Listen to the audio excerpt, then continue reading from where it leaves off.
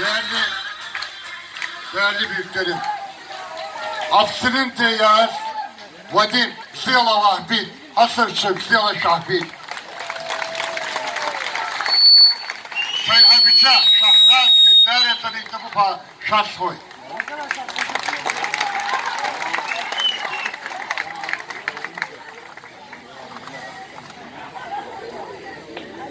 Hem büyüklerime hem de yurt dışından gelen insanları sevgiyle, saygıyla selamladım. Ama burada bu ülkeye yüreğini veren, dünyanın her tarafından gelmiş, ana yurtlarını bırakmak zorunda kalan ama Türkiye Cumhuriyeti'ni kendi ata yurtları gibi seven, bağırlarına basan, subaylar yetiştiren, öğretmenler yetiştiren, mühendisler yetiştiren, generaller yetiştiren, İstiklal Savaşı'nda kanını bu topraklar için akıtan, bu ülkenin fakat her türlü acıyı yaşamış evlatları olarak sizleri Cumhuriyet Halk Partisi adına saygıyla, sevgiyle selamlıyorum. Hoş geldiniz, hoş geldiniz.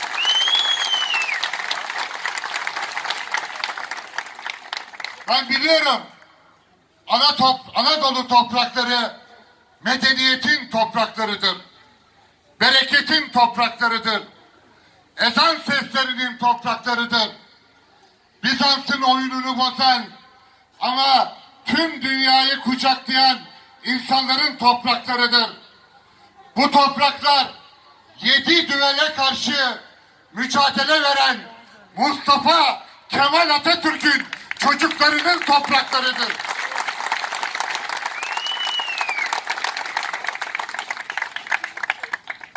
Benim insanlarım iyi bilirler. Vatandan mahrum kalmak ne demek? Vatanını terk etmek ne demek?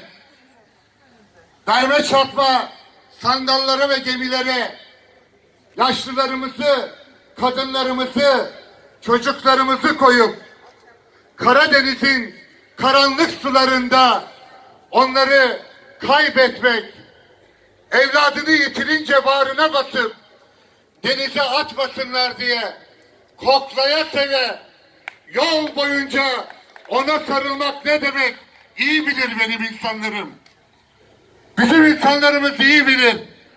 Bu topraklara göçenler Selanik'ten, Gürcistan'dan, bu topraklara geçenler Bulgaristan'dan, bu topraklara geçen Abhazya'dan, bu topraklara geçen Adigeler, Şapsıklar, Kabartaylar, bu topraklarda bir olup, kardeş olup, Allah inancıyla birlikte hem bu toprağı bırakmadan, hem ata topraklarını unutmadan yaşayanlar bilirler ki özgürlük her şeyden önemlidir. Özgürlük her şeydir.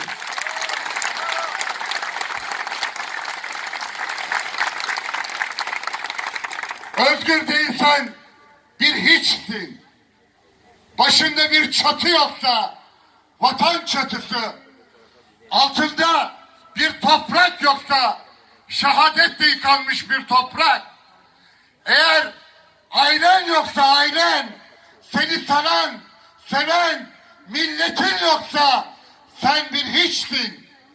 Bizi hiç bırakmaya, bizi yok etmeye karşı olanlara, sırtını Amerika'ya, Rusya'ya, emperyalist ülkelere dayayanlara karşı bu ülkenin bütün evlatları dimdik duracağız. Bir olacağız. Beraber olacağız ve özgür Türkiye'yi tekrar itibarlı yapacağız.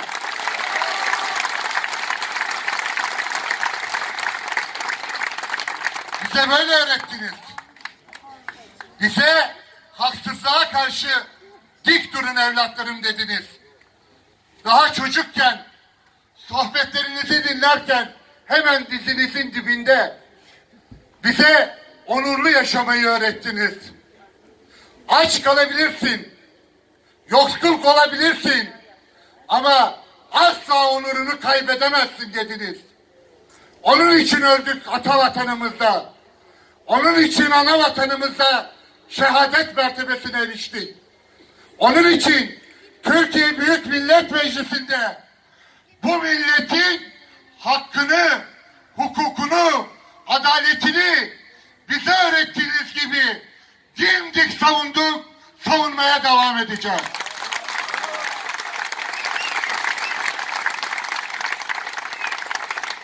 Bizim analarımız bizi severken, kucaklarken, giydirirken, doyururken, bizim analarımız bize kollarıyla sarılırken, oğlum, anası olmayan, babası olmayanlara da sen böyle sarılacaksın derlerdi. Bizim analarımız bize şefkat gösterirken, yoksulun yanında olacaksın, evladını kucaklar gibi kucaklayacaksın diye öğretirlerdi. Biz ne öğrendiysek onu yaptık. Bu ülkede hiçbir çocuk yatağa aç girmesin diye ant içtik. Ve birlik ve beraberlik içerisinde bu topraklarda ezan sesinden başka ses duyulmayacak diye 7 düvele Atatürk'ün arkasında dimdik savaştık.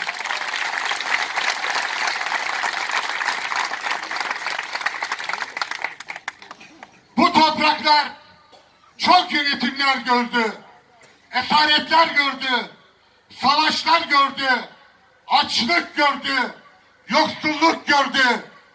Ama hiç boynunu eğen görmedi. Kadınıyla, erkeğiyle, evladıyla, Çanakkale'de neyse, Dumlupınar'da neyse, Ardahan'da, Edirne'de neyse, Sakarya'da, kurban olduğum kentinde de aynen öyle cesur savaştılar ve dimdik durdular.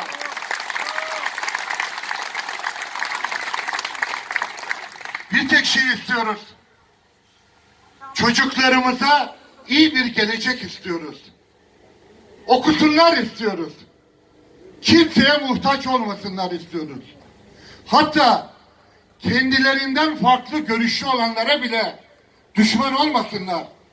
Onlar bu ülkenin çocukları, birlikte yetişsinler, birlikte türkü çağırsınlar, birlikte okusunlar, birlikte üretsinler, birlikte paylaşsınlar istiyoruz. Cenazelerde saf tuttukları gibi düğünlerinde birlikte halay çeksinler istiyoruz. Çocuklarımız askere nasıl gönderdiysek davulla, zurnayla, şehadet mertebesine ermeden barış içinde, huzur içinde yuvalarına dönsünler istiyoruz. İnancımıza sahibiz. Diyaneti Cumhuriyet Halk Partisi kurdu. İlahiyat Fakültesini Cumhuriyet Halk Partisi kurdu. İmam hatipleri Cumhuriyet Halk Partisi kurdu. Dinimizi seviyoruz. Ama dinimizi şeytanlığa ve hırsızlığa alet edenleri asla sevmiyoruz. Asla sevmiyoruz.